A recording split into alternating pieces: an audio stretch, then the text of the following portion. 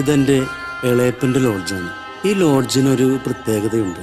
എന്താണെന്നല്ലേ, പോലീസ് ഒരു പ്രാവശ്യം പോലും റെയ്ഡിന് വരാത്ത സിറ്റിയിലെ ഏക ലോഡ്ജാണിത്. അതിന് ഒരു കാരണവുമുണ്ട്.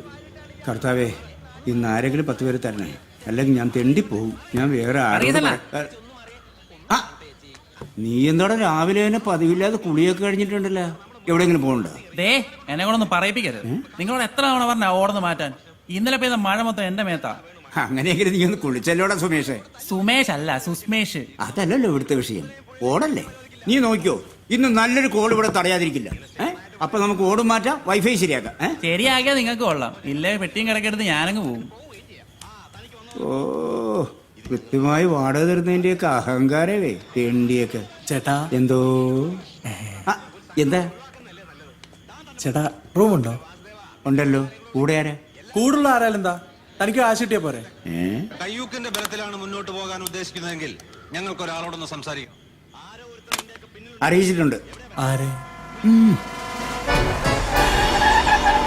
ഈ കണ്ടതാണ് നല്ലവനായ സർവോപരി നാറിയായ എൻ്റെ ഇളയപ്പൻ പറഞ്ഞത്. ഈ ദരിദ്രവാസിയെ ഏണിവെച്ചു ചുറ്റുന്ന ചില പരമനാറികളുണ്ട് ഇവിടെ. ആ പറഞ്ഞ വ്യക്തികൾ ഞങ്ങളാണ് സർ. ഞാൻ പ്രൊഫഷണൽ വീഡിയോഗ്രാഫർ ഷിബു. ഇത് പ്രൊഫഷണൽ അല്ലാത്ത സ്റ്റിൽ ഫോട്ടോഗ്രാഫർ ബാലു. സംഭവം കൊള്ളാം, പക്ഷെ കല്യാണ വീഡിയോ തകർക്കണം. പിന്നെ ബാഹുബലിയെ തകർക്കണം. അല്ല, അതാരാ? മുതലാളി ആയിരിക്കും അല്ലേ? ഇവനാ, ഇവൻ വെറും ലൈറ്റ് ബോയ്.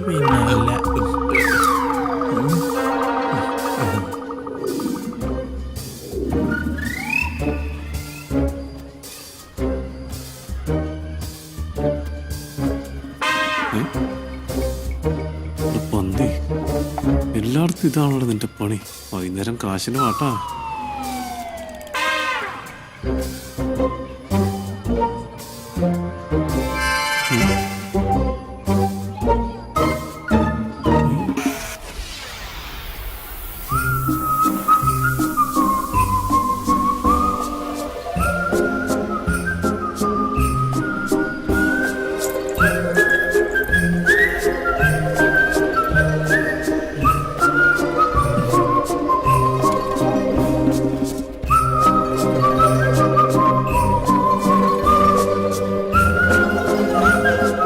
അതെ, ആ കുട്ടീനെ ഒരു സഹോദരിയായിട്ട് കണ്ടാ മതി കേട്ടാ.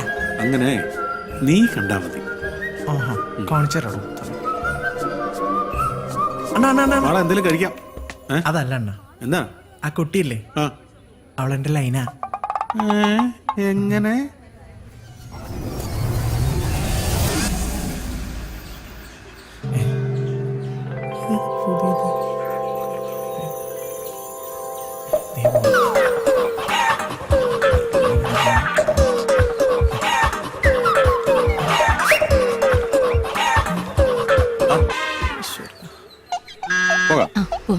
തെണ്ടി നടക്കുന്നുണ്ട്. എവിടെ ചെന്നാലും ഇതാണല്ലോ ഈശ്വരാവസ്ഥ.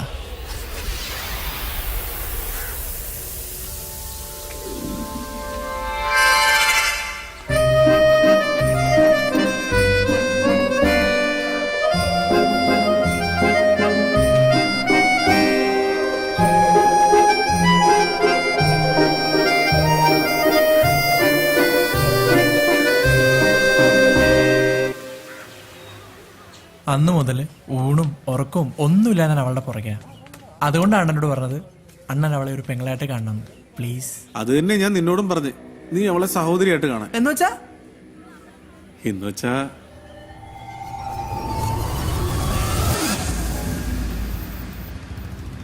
ഇതിന് ഷുഗർ ഉണ്ടോ? പിന്നെ ഷുഗർ 400 ആണോ?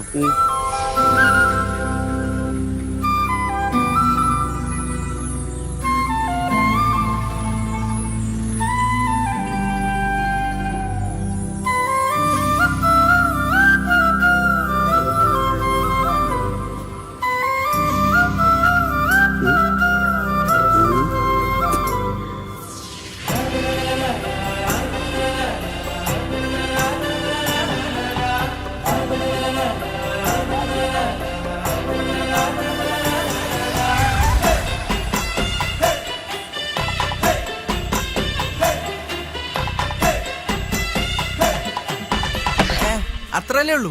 അല്ലാതെ അവൾ അണ്ണനോട് ഐ ലവ് യു എന്നൊന്നും പറഞ്ഞിട്ടില്ലല്ലോ. അങ്ങനെയല്ലടാ. അണ്ണൻ നോക്കിക്കോ, ഞാൻ അവളെ വളച്ചെന്റെ പോക്കറ്റിലിടും. ആ പോക്കറ്റ് എന്റെ ആയിരിക്കും.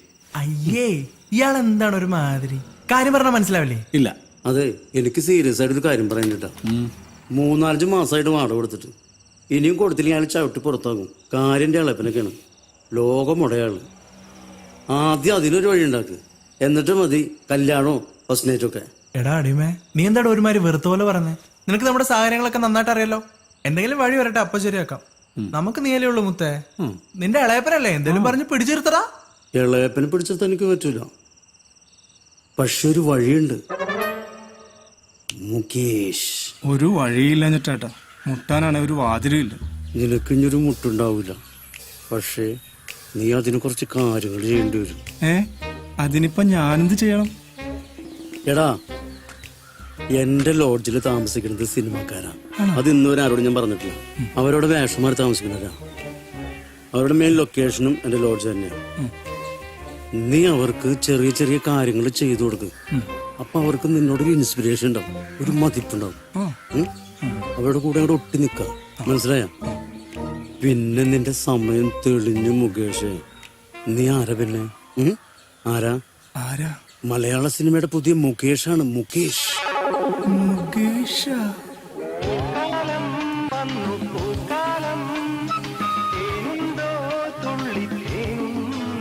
എടാ, നീ എന്താ ആലോചിക്കണേ? അത് ഞാൻ ഭാവിയിലൊരു മുകേഷ് ആകുന്നതിനെ കുറിച്ച് ആലോചിച്ചതാ. നല്ല രസല്ലേ? ഒരു മമ്മൂട്ടിയ മോഹൻലാലായിരുന്നെങ്കിൽ. നീ പോയവിടുന്ന്, അതൊന്നും വേണ്ട. മുകേഷ് നല്ലത്. എന്നാലേ ഭാവിയിൽ ഒരു MLA ആകാൻ പറ്റുള്ളൂ. നല്ല അന്തസ്സുള്ള MLA. അതൊക്കെ അവിടെ നിന്ന് കിട്ടെ, മാറ്ററിൽ കിടക്കാം. ഇദ്ദേഹമാണ് വേൾഡ് ഫേമസ് ക്യാമറമാൻ ഷിബു. ഇത് കുപ്രസിദ്ധ ഡയറക്ടർ ബാലു പോളയത്തോട്. അദ്ദേഹമാണ് വേദനിക്കാത്ത കോടീശ്വരൻ അയത്തിൽ അമ്പിളി. അതെന്താ ചേട്ടാ വേദനയില്ലാത്ത? അല്ല, അത് പിന്നെ എനിക്ക് പിന്നെ ഇട്ടുവിടാനുള്ള സ്വത്തുണ്ടല്ലോ. പോരാത്തിന് 3 ബോട്ടുചട്ടിയുണ്ട്. അതെ, ഓട്ടച്ചട്ടി. അല്ല, അങ്ങനെയല്ല, സാറിന്റെ ബോട്ട് ചട്ടിയെ കുറിച്ച് നമുക്ക് നല്ല ധാരണ ഉണ്ടെന്ന് പറഞ്ഞാണ്. അല്ല, നമുക്ക് ഇവന് പറ്റിയൊരു വേഷം കൊടുക്കണ്ടേ? ക്യാമറമാനോ? യെസ്. അവന്റെ ലുക്ക് ഒന്ന് നോക്കൂ. നോക്കൂ.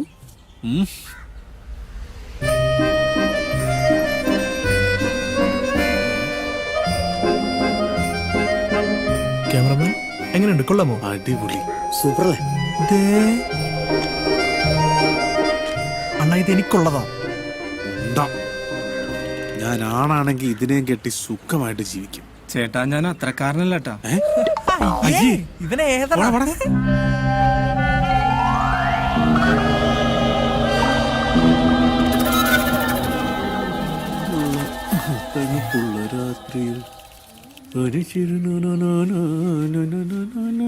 എങ്ങോട്ടാണ് രാവിലെ തന്നെ? ഇന്നലെ സ്വപ്നത്തിൽ അമ്മ വന്നായിരുന്നു. ആരുടെ? ആരമ്മേലടാ, അമ്മ മഹാമായ. ഈടായിട്ട് ഒട്ടും അമ്പലത്തിൽ പോക്കില്ല. അമ്മ ആകെ കോപിച്ചിരിക്കുക. ഇന്ന് ഏതായാലും അമ്പലത്തിൽ പോണം. സത്യം പറ, നിങ്ങളുടെ അമ്മ മഹമായ അവളല്ലേ? അതാടാ. എന്തേ? ഞാൻ ഒരു 100 പ്രാവശ്യം പറഞ്ഞിട്ടുള്ള അവൾ എന്റെയാന്ന്. 100 പ്രാവശ്യം. അയ്യടാ, ഒന്ന് പോടാന്ന്. എന്റെയാണ് പോലും. അണ്ണനെ അറിയോ, ഞാൻ ഇന്നലെ കൂടെ അവളെ സ്വപ്നം കണ്ടേ ഉള്ളൂ. എന്ത്? ഞങ്ങളുടെ കല്യാണം കഴിഞ്ഞു, ഞങ്ങൾക്ക് ഒരു കുഞ്ഞുണ്ടായി. കുഞ്ഞിന്റെ പേരെന്താ അറിയോ? എന്തോന്ന്? ഷിബു. ഷിബു ഓപ്പി. പേരിലൊക്കെ ഓക്കെ, പക്ഷെ കൊച്ചിന് തന്ത ഞാനായിരിക്കും. അതങ്ങ് പരപ്പരങ്ങാടിച്ചെന്ന് പറഞ്ഞാ മതി. അയ്യോ, എന്തുന്നാടത്? കന്നിമാസത്തിൽ കുടിച്ചു പട്ടികളുടെ പോലെ. ഇയാളോട് ഞാൻ പറഞ്ഞിട്ടുണ്ട്, അവളില്ലാത്തൊരു ജീവിതം എനിക്കില്ലെന്ന്. എന്നാലേ നീ ചാവാൻ തയ്യാറായിക്കോ. അവൾ എനിക്കുള്ള. അങ്ങനെ ഞാൻ ഒറ്റയ്ക്ക് ചാവത്തില്ല, തന്നെ കൊല്ലും. ഒന്ന് നിർത്തലാണെന്ന്. എന്നാ നീ പറഞ്ഞ അത്രയ്ക്ക് ബുദ്ധി ഉണ്ടായിരുന്ന അങ്ങനെ അടിമയായിട്ട് ഞാനും എടുക്കോ? പറ്റിയൊരാളുണ്ട്. അതെ, ആ പറഞ്ഞ പ്രശ്നപരിഹാരി നോമാണ്. പറയൂ, എന്താണ് പ്രശ്നം? എന്താ ഈ പോക? ഓക്കെയാണ് പ്രശ്നം, പേടിക്കണ്ട. അത് സ്വാമി കുന്നിരിക്കുമ്പോ വയ്ക്കുന്നതാണ്. സ്വാമിയല്ല, പ്രൊഫസറോ? പ്രൊഫസർ. ഓ, മടിക്കണ്ട, പറഞ്ഞോളൂ, എന്താ പ്രശ്നം? ജീവിതത്തിൽ ഒരു ഉയർച്ചയും ഇല്ല ഡോക്ടറെ. അത്രേ ഉള്ളൂ. അതിനൊരു വഴിയുണ്ട്. ഇതാണ് ഗതി നിർവാതി ലേഹ്യം. ഇത് കഴിച്ചാൽ ശരിയാവൂ? ഇതൊരു പ്രാവശ്യം കഴിച്ചാൽ പിന്നെ കഴിക്കേണ്ടി വരികേയില്ല. അതെന്താ? അപ്പ തീരും. നിങ്ങൾ തീരുന്നല്ല, അസുഖം തീരും. ഇതൊരു പ്രാവശ്യം കഴിക്കുമ്പോ ഇത് നിങ്ങളുടെ ഉറക്കം കെടുത്തും. പിന്നെ നിങ്ങൾ ആരും സഞ്ചരിക്കാത്ത വഴികളിലൂടെ ഇങ്ങനെ സഞ്ചരിക്കാൻ തുടങ്ങും, ഒരു ഭ്രാന്തനെ പോലെ. അതെ, ഒരു കാമപ്രാന്തനെ പോലെ. ഇത് കഴിച്ചാ എല്ലാം ശരിയാവോ ഡോക്ടറെ? ഈ സഞ്ജയന്റെ അടുത്തല്ലേ വന്നിരിക്കുന്നത്, എല്ലാം ശരിയാവും. എല്ലാം ശരിയായ ഡോക്ടറെ കാണാൻ ഞാൻ ഇനിയും എത്തും. എല്ലാം ശരിയാവും, നല്ല ഉയർച്ചയേ ഉണ്ടാകും. ചേട്ടാ ചേട്ടാ, അതെ എന്താ? റോസർ വെച്ച് ചേട്ടന്റെ ഭാര്യയുടെ നമ്പർ ഒന്ന് തരാമോ? എന്തിന്? ചേട്ടനെ വിളിച്ച് കിട്ടില്ലെങ്കിൽ വിളിക്കാൻ വേണ്ടി. അതെ, എന്റെ ഭാര്യയുടെ പുറകെ ഭ്രാന്തനായിട്ട് ഞാൻ നടന്നോളാം, നീ നടക്കണ്ട കേട്ടാ.